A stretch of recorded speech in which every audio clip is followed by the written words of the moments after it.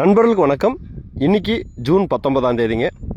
இன்றைக்கி காலையில் ஒரு 7:30 மணிக்கு அவனாசி ரோட்லேருந்து கோயம்புத்தூர் வந்த ஒரு தனியார் பேருந்து அந்த எல்என்டி பைபாஸோட கிராஸ் பண்ணுற பாலத்தில் மேலே ஏறும்போது அப்படியே அப்செட் ஆகி கீழே விழுந்து விபத்தாயிருச்சுங்க. இதில் அந்த பேருந்துக்குள்ளே ஏராளமான கல்லூரி மாணவ மாணவிகள், வேலைக்கு போகிறவங்க அப்படின்னு வந்து கட்டுக்கடுங்காத கூட்டம்.